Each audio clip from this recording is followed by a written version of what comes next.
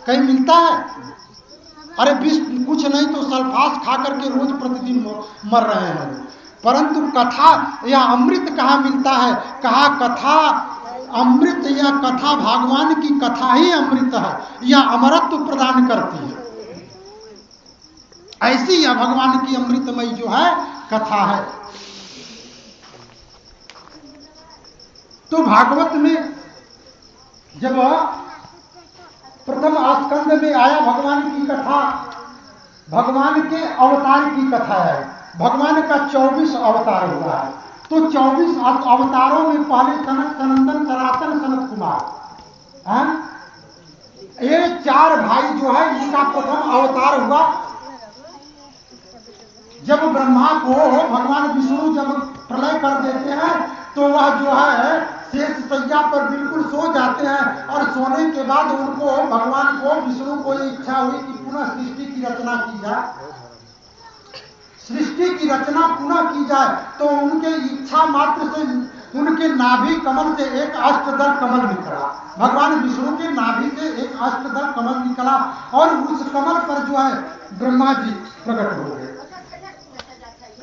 अब ब्रह्मा जी प्रकट जब हो गए तो वह चारों तरफ देखते हैं। ब्रह्मा जी अकेले देखते हैं तो चारों तरफ जल ही जल, चारों तरफ मुंह घुमाकर देखने लगे, इसलिए चारों दिशा में उनका मुंह हो गया। भगवान ने चारों दिशा में देखने की शक्ति दे दी, चारों तरफ उनका मुंह हो गया।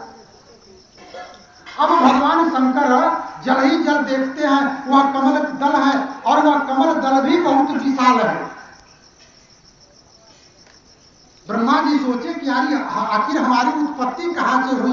अब वह कमल की नाल में ब्रह्मा जी जाने लगे, बहुत देर तक नीचे गए, उसकी नाल का पता नहीं लगा पाए।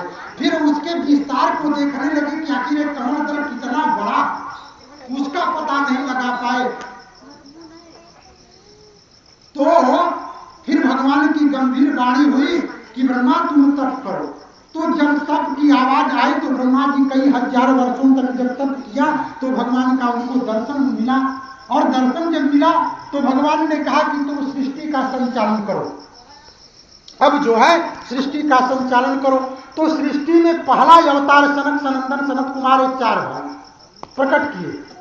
तो ये जब प्रकट हुए तो नारद बाबा ने कहा कि ऐसा है कि तुम जो है सृष्टि का संचालन करो। तो सनक सनंदन सनातन कुमार ने कहा कि ऐसा है, देखो श्री कृष्ण गोविंद हरे मुरारे, हे नाथ नारायण वासुदेवा। श्री कृष्ण गोविंद हरे मुरारे, हे नाथ नारायण वासुदेवा। श्री कृष्ण गोविंद हरे मुरारे, हे नाथ नारायण वासुदेवा। श्री कृष्ण गोविंद हरे मुरारे, हे नाथ नारायण वासुदेवा। तो जब ब्रह्मा जी ने कहा कि तुम सृष्टि का संचालन करो सनक सनंदन सनातन कुमार से, तो कहा नहीं, मैं सृष्टि का संचालन नहीं करूंगा, मैं बस 5 वर्ष का ही रहूंगा और जब जो है भगवान का भजन करूंगा, इसलिए वह जो है 5 ही वर्ष के रह गए है सबसे फना कर। परंतु आज भी 5 वर्ष के हैं, बद्रिक आश्रम में नित्य निरंतर भगवान का कथा रसपान करते हैं। वो जो है चले गए। फिर पुनः जो है भगवान का 12 अवतार हुआ। 12 रूप में जो है जब पृथ्वी को हिरण्यकशिपु ले गया, हिरणाक्ष जब ले गया तो वह जो है 12 रूप पकड़ करके भगवान जो है जल में ले गया था। और भगवान जो है उसको जाकर के पृथ्वी को समुद्र के नीचे से अपने थूथने पर सुअर बन करके गए और थूथने पर जब लेकर के आए तो हिरणाक्ष ने जाकर के भगवान से बड़ा भयंकर युद्ध किया और फिर उसको मार करके भगवान जो है ऊपर रहा। 12 अवतार। फिर तीसरा अवतार जो है नारद जी का अवतार हुआ। नारद जी भी फिर उसके बाद ऐसे 24 अवतार हुए, जिसमें मूल जो है ये जो है कलावतार, अंशा अंशासा कला पूर्णा परिपूर्णा अवतार, ऐसे अवतार हैं जिनमें मुख्य 2 अवतार जो है रामावतार और कृष्णावतार। दोनों भगवान में कोई अंतर नहीं है। कहा राम कृष्ण दो एक है, अंतर नहीं निमेष, इनके नयन गंभीर हैं, इनके चपल विशेष। कहा भगवान राम मर्यादा में रह करके हम मानव के लिए एक सुंदर जो है पथ दिखाया, रास्ता दिखाया कि मानव को ऐसे चलना चाहिए। भगवान राम का चरित्र जो है जीवन में अनुकरणीय है और भगवान कृष्ण का चरित्र श्रवणीय है। वैसे भगवान, क्योंकि भगवान का कोई चरित्र, भगवान कृष्ण का अगर चरित्र हम जीवन में अपनाना चाहें तो भी नहीं अपना सकते हैं, तो भगवान राम का चरित्र जो जीवन में धारण करने योग्य है और भगवान कृष्ण का चरित्र जो है वह श्रवणीय है, सुनना चाहिए हम लोगों को।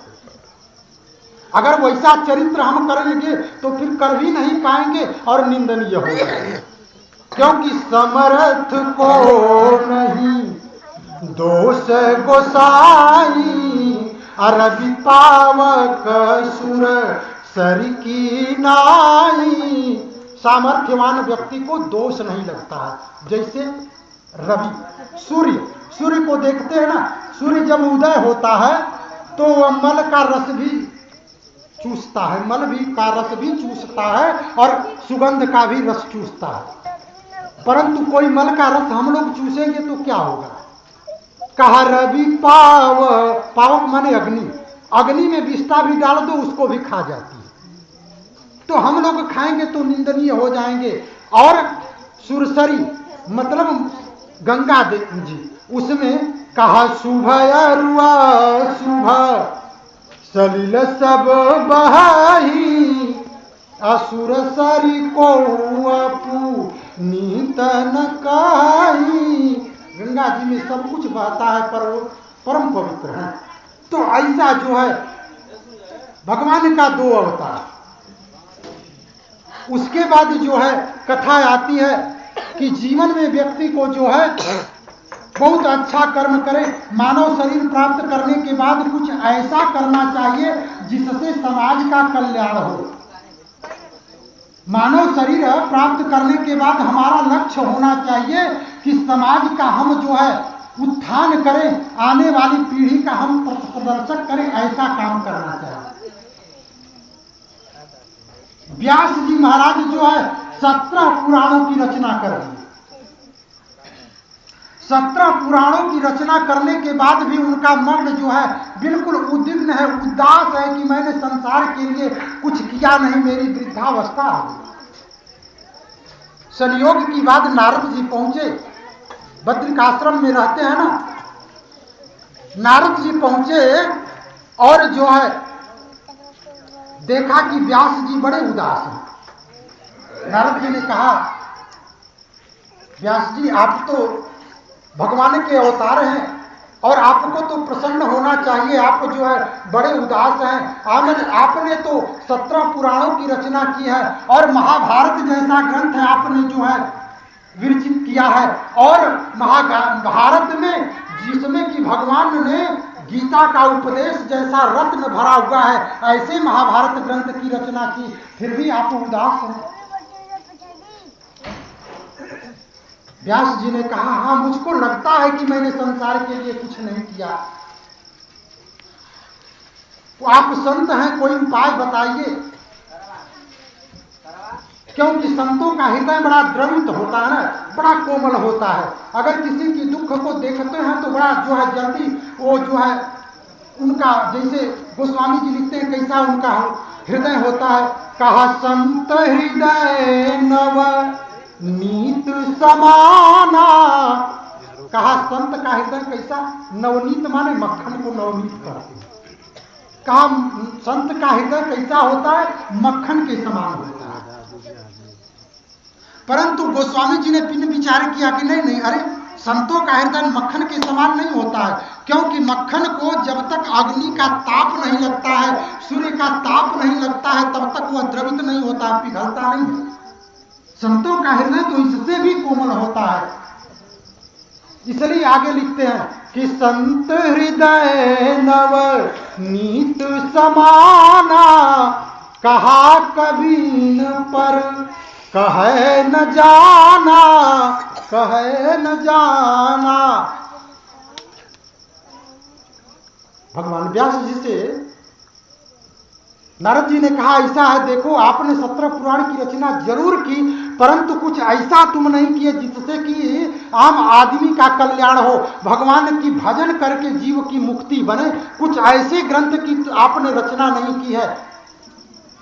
व्यास जी ने कहा मुझको भी लगता है कि मैंने कुछ ऐसा नहीं किया जिससे समाज का जो है उत्थान हो।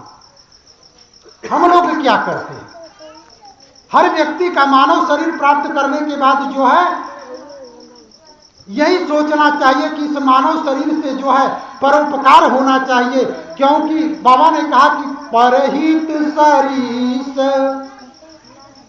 कहा परहित सरीस धर्म नहीं भाई। परोपकार से बढ़कर के कोई धर्म नहीं है, कोई धर्म नहीं है। दूसरे के परोपकार करो, उससे बढ़कर के कोई धर्म नहीं है। व्यास जी को पीड़ा हुई है, मैंने संसार के लिए कुछ नहीं किया। तो नारद जी ने कहा एक काम करो, तुम भागवत भगवान के चरित्र को लिखो और उसको जो लोग पान करेंगे वह जो है पवित्र हो जाएंगे, भगवान की शुद्ध मुक्त हो जाएंगे। नारद व्यास जी ने कहा अब तो चौथापन आ गया, अब कैसे जो है स्मरण शक्ति भी वैसी नहीं है और कैसे हम लिखें। कहा नहीं, जो है आप जो है भगवान का ध्यान करो। और नारद जी ने 3 अंगुली जो है व्यास जी के हृदय में लगाई और उसके बाद सारी शक्ति उड़ेड़ दी और व्यास जी को जो है आत्मबोध हो गया और पुनः जो है भागवत महापुराण की रचना कर दी। यह भागवत महापुराण जो है मैंने कल बताया कि प्रेत को भी मुक्ति प्रदान करता है। अगर कोई हम जैसा मानव अगर सुने तो फिर क्यों नहीं मुक्ति बनेगी। अच्छा, किसी ने पूछा कि वह घड़ी कौन सी धन्य है जीवन का, तो बाबा ने कहा धन्य घड़ी सोई। कहा कौन सी घड़ी धन्य है? कहा धन्य घड़ी सोई जब सत्संगा। वही घड़ी धन्य है जिस समय सत्संग होता है, अन्यथा सब बेकार है। देखिए यमराज जो है हर मानव के लिए एक श्रवण और श्रवणी नाम के दूत को हर मानव के पीछे लगा देते हैं। श्रवण नाम का एक दूत होता है जो हर मानव के पीछे लगा रहता है और श्रवणी उनकी जो है पत्नी, उनका श्रवणी नाम है, वह जो है स्त्रियों के पीछे लगी रहती है। और दूरदर्शन, वह दूर से ही दर्शन करता है और दूर से ही श्रवण करता है। हम लोग देखते नहीं है, हम रात के अंधेरे में कोई काम करते हैं तो हम सोचते हैं कोई देख नहीं रहा, परंतु वह सब कुछ दर्शन करता है, सब कुछ देखता है। आज जो आप सत्संग मंडप में बैठे हुए भगवान की कथा सुन रहे हैं ना, स्वर्णाक्षरों में जो है वो लिखा जाएगा कि नहीं आप जो है अमुक संवत में, अमुक तिथि में, अमुक दिन में फला जगह जाकर के भगवान की सत्संग किया, कथा सुना। यह भगवान की ऐसा जो है। तो व्यास जी ने भगवान की कथा भागवत महापुराण की रचना कर दी। अब भगवान के भागवत महापुराण की रचना करने के बाद व्यास जी ने सोचा कि इस भागवत महापुराण को किसको सुनाऊं, क्योंकि शास्त्र में आया है कि भगवान की कथा जो है कामी को, क्रोधी को, लोभी को नहीं सुनाना चाहिए। भगवान की कथा जो है यह सब लोगों को नहीं सुनाना चाहिए। व्यास जी ने मन में विचार किया किसको सुनाऊं।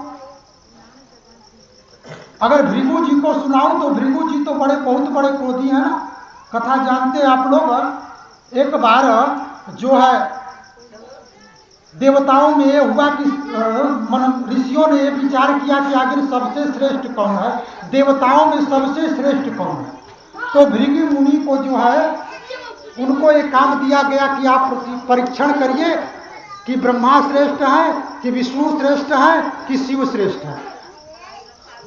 तो भृगु जी को यह काम दिया गया और जैसे ही भृगु जी जो है को काम दिया गया तो ब्रह्मा जी के यहाँ गए और ब्रह्मा जी को जाकर के उनका परीक्षण किया तो उनको जो है लगा कि ये जो है श्रेष्ठ नहीं है। फिर उसके बाद जो है भगवान शंकर के यहाँ गए और भगवान शंकर ने जाकर के जैसे ही भृगु जी उठ करके जाकर के प्रणाम किया, तो भृगु ऋषि जैसे ही प्रणाम किया भगवान शंकर ने, तो भृगु जी ने कहा, अरे दूर रहो, तुम जो है कभी नहाते नहीं हो, शमशान में रहते हो, भूत प्रेतों के साथ रहते हो, अशुद्ध रहते हो। ऐसा जब निंदा किए भृगु ऋषि भगवान शंकर की, तब तक भगवान शंकर त्रिशूल लेकर के दौड़ा भागे भृगु। और उसके बाद अब भगवान विष्णु के यहाँ गए भृगु जी जाकर के, और भगवान उस समय जो है लक्ष्मी जी उनका पैर दबा रही थी भगवान की, और जाते जाते भृगु ऋषि ने आव देखा न ताव देखा, लात उठा करके भगवान विष्णु के चरण पर प्रहार कर दिया। और जैसे ही लात का प्रहार किया भगवान विष्णु ने भृगु जी के चरणों को पकड़ लिया, कहा कि अरे ऋषिवर, आपको कहीं चोट तो नहीं लग गई? मेरी छाती तो वज्र के समान कठोर है, आप ब्राह्मण हैं, आपका चरण तो बड़ा कोमल है। मेरी छाती तो वज्र के समान कठोर है और आपका चरण तो बड़ा कोमल है। इसलिए उनको जो है कहा कि भृगु जी तो क्रोधी है। लक्ष्मी जी ने श्राप दे दिया ब्राह्मणों को कि जाओ तुम कभी जो है दरिद्र ही रहोगे, श्राप दे दिया। परंतु भगवान विष्णु ने कहा कि तुम, लक्ष्मी कहती हो कि श्राप दे दी कि गरीब रहोगी, जाओ मैं भी तुमको श्राप देता हूं कि तुम ब्राह्मणों के चरणों पर रहोगी। इसलिए ब्राह्मण जब कोई लक्ष्मी देता है ना तो पहले अपने चरणों पर रखाता है। तो उसके बाद जो है वही कहा कि अगर मैं भृगु को सुनाऊं तो क्रोधी है, और अगर मैं विश्वामित्र को भगवान की कथा का रसपान कराऊं तो उन्होंने तो काम को भी नहीं जीता और क्रोध को भी नहीं जीता। विश्वामित्र को जानते हैं ना, 60,000 वर्ष तक तपस्या किए, और 60,000 वर्ष की तपस्या के बाद मेनका आई, क्षण भर में सारी तपस्या खत्म। तो काम को भी नहीं जीता और क्रोध को भी नहीं जीता। विश्वामित्र की कथा जानते, वशिष्ठ जी के 100 पुत्रों की इन्होंने हत्या की थी, इसलिए कि ये ब्रह्मर्षि मुझको, विश्वामित्र जी क्षत्रिय थे, राजा थे, और एक बार जो है वह जंगल में अपनी सारी विशाल सेना लेकर के गए, वशिष्ठ जी के आश्रम पर गए। वशिष्ठ जी ने कहा शाम हो गया है राजन, आज हमारे कुटिया में आज विश्राम करिए। विश्वामित्र को राजसी अहंकार था ना कि अरे मैं राजा हूं, हमारे साथ इतनी विशाल सेना है। उन्होंने अहंकार में कहा, अरे राजन मैं अकेला थोड़ी हूं, मेरे साथ तो विशाल सेना है।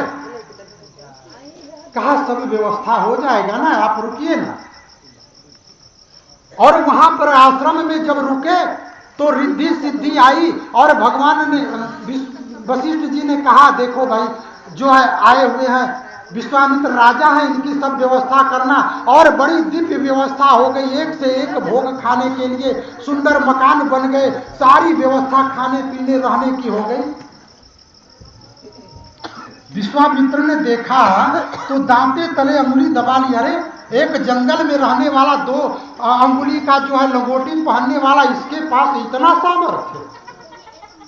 विचार करने लगी कि आखिर इतनी संपदा आई कहां से। पता चला कि उनके पास एक जो है नंदिनी गौ है, वही जो है यह सारी संपदा देती है। सुबह हुआ, विश्वामित्र ने कहा राजा मुनिवर मैं आपसे एक चीज मांगता हूं, बताइए, मांगना चाहता हूं, आप देंगे? वशिष्ठ जी भाव को लग गए कि यह राजा है ना, इनका राजसी भाव जागृत हो गया है। कहा देंगे, बताइए। कहा हाँ देने योग्य होगा तो दूंगा। कहीं नहीं आपके देने योग्य है, आप बताइए देंगे? कहा हाँ देने योग्य होगा तभी दूंगा। कहा मुझको आप अपनी नंदिनी गाय दे दीजिए। अब जो है वशिष्ठ जी ने ना नूकर कुछ भी नहीं कहे, मौन हो गए। और इनका राजसी जो है वो वृत्ति जागृत हो गई। जब कुछ देर तक नहीं बोले तो अपने सैनिकों को आदेश दिया कि नंदिनी गाय को छोड़ लो, ले चलो जबरदस्ती, ये देखते हैं क्या करते हैं। और जैसे ही नंदिनी को लेकर के चले, वशिष्ठ जी के नेत्रों से जो है आंसू झर रहे थे। देखिए तपस्वी लोग जब तपस्या करते हैं ना तो उसका जो है दुरुपयोग नहीं करते हैं, बड़े जो है तपबल मिलता है बड़े तपस्या से। इसलिए उन्होंने सोचा कि मैं अपना तपबल तुच्छ आदमी के ऊपर नहीं जो है प्रयोग करूंगा। रो रहे थे, नंदिनी कुछ दूर गई तो उनको ऐसा लगा कि ये बिना मेरे स्वामी के पूछे जो है यह लिए जा रहा है। वह झटका दी और दौड़ी हुई आई, वशिष्ठ जी के पास आई और कही, गुरुदेव यह आपसे पूछ कर ले जा रहा है किसी तरह से? कहा, देवी यह तो जबरदस्ती ले जा रहा है ना। कहा, क्यों आप जबरदस्ती? कहा, देखिए राजा है, इसके पास इतनी विशाल सेना है और मेरे पास तो कुछ है नहीं। कहा, आप जो है डर रहे हैं क्या इससे? और वही जो है हुंकार लगाई और उसके योनि से अनेकों मलेच्छों की उत्पत्ति हुई, जिसको लोग कहते हैं कि उसी से ईसाई धर्म में मलेच्छ है, उसी से जो है मलेच्छों की उत्पत्ति हुई। और जो है विश्वामित्र परास्त हो गए। कहा, दिग बलम क्षत्रिय बलम ब्रह्म बलम तेजो बलम। कहा, क्षत्रिय बल को धिक्कार है, सबसे बड़ा बल तो ब्राह्मण बल है। मैं आज से मैं भी घर को नहीं गए, त्याग करके सन्यासी हो गए, भगवान का भजन करने लगे, गायत्री मंत्र की उपासना करने लगे। और वह वशिष्ठ जी से चाहते थे कि ये मुझको ब्रह्मर्षि कह दे। वशिष्ठ जी मानने के लिए धिकार नहीं थे, कहते थे कि वो कि ब्रह्मर्षि वही बनता है जो ब्राह्मण कुल में जन्म लेता है। अंत में इन्होंने द्वेषवश वशिष्ठ जी के 100 पुत्रों की हत्या कर दी। एक दिन जो है वशिष्ठ जी अपनी पत्नी अरुंधति के साथ जो है, कार्तिक का महीना था, बिल्कुल जो है चंद्रमा खिला हुआ था आसमान में, और अपनी पत्नी से कहा, देवी देखो आज कैसा जो है चंद्रमा खिला हुआ है। आज जैसे जो है विश्वामित्र की तपस्या का जो है चारों तरफ प्रकाश फैला है, वैसे आज जो है पूर्ण चंद्रमा खिला हुआ है। और उसी समय विश्वामित्र जो है ताक में लगे हुए थे मारने के लिए वशिष्ठ जी को। और जब विश्वामित्र ने सुना अपना यश, कहा कि अरे मैं तो गजब हूँ, मैं तो मुझसे बड़ा पापी कौन है बताइए, ये मेरे यश का गान कर रहे हैं और मैंने इसके जो है इनके 100 पुत्रों की हत्या कर दी। जाकर के उनके जो है चरणों में गिर गए और उसी दिन से जो है वशिष्ठ जी ने ब्रह्मर्षि की उपाधि दी। तो कहा कि अगर मैं जो है यह विद्या विश्वामित्र को भी नहीं सुना सकता, क्योंकि उन्होंने काम को भी नहीं जीता और क्रोध को भी नहीं जीत पाया है। तो जैसे ही अंतर्मुख वशिष्ठ व्यास जी ने ध्यान लगाया तो उनको जो है ध्यान आया कि आपका पुत्र जो है सुकद देव है ना, उसी को भागवत का पान कराइए। पहले उसको जो है प्रव्रजंतम मनुपेत पेत्यम द्वैपायनो विरह कातरयाभाव। यह कौन है? सुकद देव जी महाराज जब जो है वहां पर मैंने बताया ना कि वहां पर जब पार्वती जी को भगवान ने कहा कि मैं अमर कथा सुनाता हूँ, अमर कथा का पान किया हूँ इसलिए मैं अमृत हूँ। पार्वती जी ने कहा, प्रभु हमको भी कथा सुनाइए ना, मैं भी अमरत्व को प्राप्त कर लूँ, क्या मरण जन्म मरना और जन्मा लगा हुआ। भगवान शंकर ने कहा, ठीक है चलो। और ले जाकर के भगवान शंकर ने एकांत में कहा कि यहाँ देखो कोई है नहीं ना, भगवान की कथा अमृत का पान कराने लगे। और कहा, देखो देवी ऐसा है कि मैं समाधिस्थ होकर के आंख मूंद करके भगवान की कथा को कहता हूँ, परंतु तुम जो है हूँ कहते रहना ताकि मैं जानूं कि तुम कथा सुन रही हो। अब भगवान अंतर्मुख होकर के भगवान की कथा का गान करने लगे और पार्वती जी कथा सुनते सुनते सुनते कब सो गई। और जब सो गई तो भगवान की कथा के प्रभाव से वो जो अंडा फूटा हुआ था वह सजीव हो गया, उसमें जीव आ गया।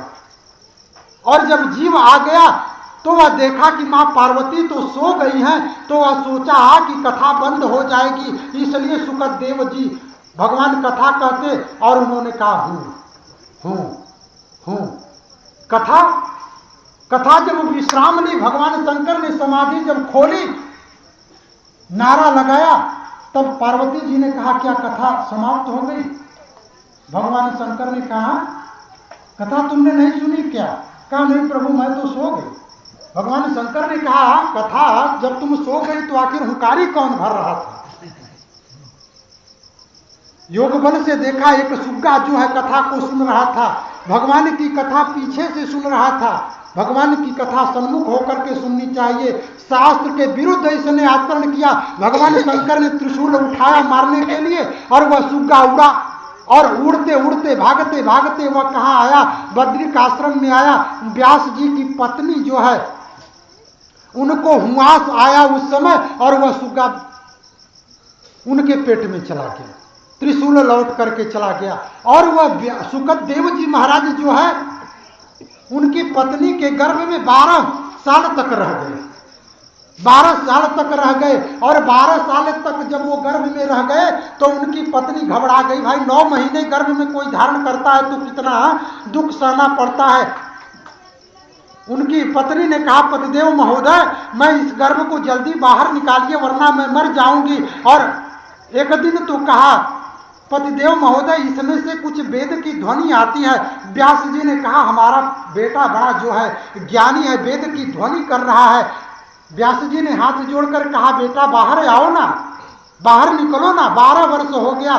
सुखदेव जी ने आवाज लगाई, कहा नहीं नहीं मैं बाहर नहीं आऊंगा, क्योंकि बाहर जैसे ही आऊंगा भगवान की वैष्णवी माया जो है लपट जाएगी, फिर संसार में निपट जाऊंगा, शादी हो जाएगी, हाँ बच्चा हो जाएगा, फिर उसके पढ़ाने के लिए धन चाहिए तो व्यापार में लपट जाऊंगा और उसके बाद वृद्धावस्था आ जाएगी, भजन नहीं होगा तो फिर यम की यातना सहनी पड़ेगी। इसलिए मैं बाहर नहीं आऊंगा, मैं इसी में ठीक ठाक हूं। व्यास जी ने कहा नहीं नहीं ऐसा नहीं है, तुम बाहर आओ ना। कहा नहीं नहीं जब तक भगवान नहीं आएंगे, कहेंगे कि नहीं बाबा हमारी माया नहीं निपटेगी, तब तक मैं बाहर नहीं आऊंगा। अंत में भगवान को आना पड़ा। भगवान ने कहा बाहर आओ और जैसे ही बाहर आए बिल्कुल 16 वर्ष की अवस्था के हो गए सुखदेव जी और जैसे ही निकले बाहर भागते हुए जा रहे हैं सुखदेव जी, बाहर नार व्यवहार सहित भाग रहे हैं। व्यास जी पीछे पीछे दौड़ रहे, बेटा रुको ना, बेटा रुको ना। कहा नहीं नहीं मुझको नहीं रुकना है, भगवान की माया लुट जाएगी, मुझको भजन करना है। भागते हुए जा रहे हैं, वृक्षों से आवाज आई व्यास जी आप लौट जाइए, यह तो भगवान के अवतार हैं। और जब उस समय भागते हुए जा रहे थे सुखदेव जी, व्यास जी पीछे पीछे जा रहे थे तो एक जगह एक तालाब था, वहां पर युवतियां जो है नंगी स्नान कर रही थी, नंगी स्नान कर रही थी। सुखदेव जी 16 वर्ष के हैं।